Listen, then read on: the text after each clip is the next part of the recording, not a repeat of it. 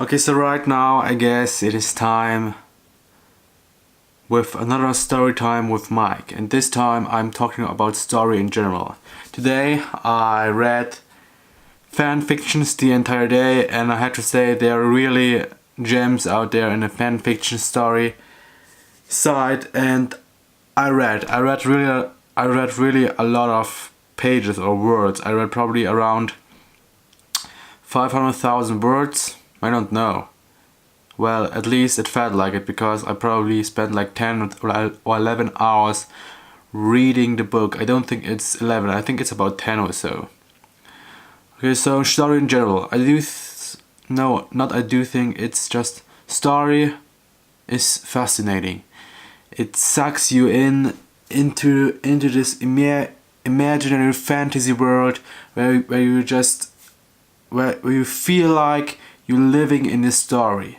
In most cases, you will always pick one character and then try to project yourself into, and then experience the story in his view. Or you maybe even try to watch a movie, or even a blockbuster, or maybe even just a series. You will always have that story that you want to follow, you want to experience. You want to know what will happen next. And why are the characters doing it? What is their motivation? What is the end goal? And in most cases there will sometimes be even the reason of why do you even live, or why should you even live. In most stories it will be love, it will be family, it will be your own goal, it will be the journey.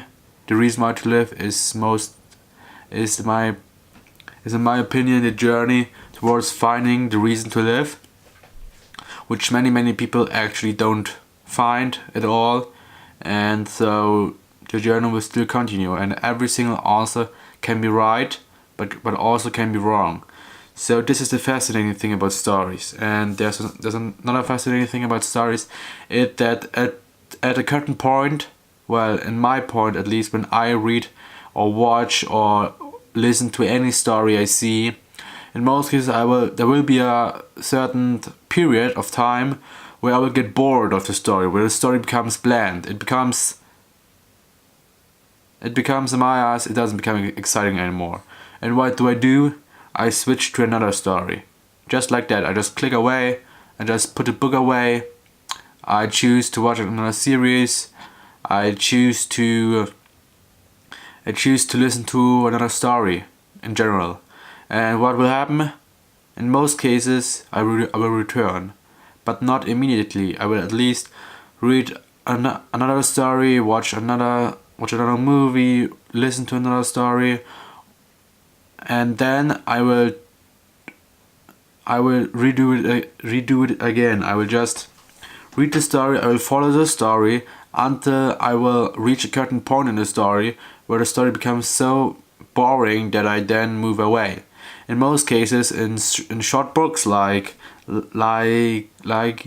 usual fantasy book or something, they probably have around 500 to 600 pages.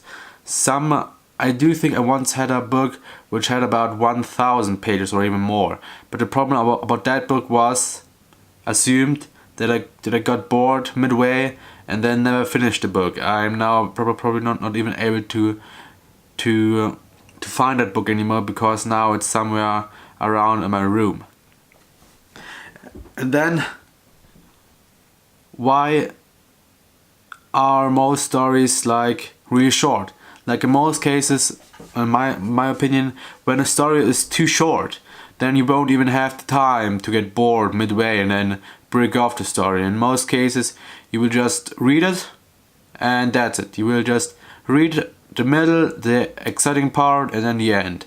And then you either wait for another part, another story, another episode, another book, another volume, another idea, another continuation. You will try to seek it. You will try to look for another continuation. But the books I am reading right now are really long. And in most cases there will always be a certain point where either the story becomes so boring midway that I give up the story, or just go away and change the story, or the story will be so good that the updates are coming so slow that in the end you're not even able to watch the entire story anymore, because you will always wait for the next excitement. It's almost like almost like an addictment. Each and every single chapter will come out and you devour it within 5 minutes. And even if the story has like 2,000 words in it, I will still devour it in like 5 minutes. And then you want more, but the problem is you can't get more. And that's the bad thing about stories. In most cases, I do think that a real story that you or every single person should follow and be excited about should be their lives. But the problem is that imagination stories are way more attractive. You can be whatever you want. There are so many possibilities you can be. There are so many worlds you can discover. And in this world, you're not even having powers, you just have science. And in most cases, if you want to understand anything in science, then you have to work hard, like half your entire life, in order to even do something in science. So still, stories is a fascinating part, because even though there are that many imaginative stories, there are also stories which could have happened in real life. But either comedy should make you laugh, should make you feel sad, scared, or anything what a story can be.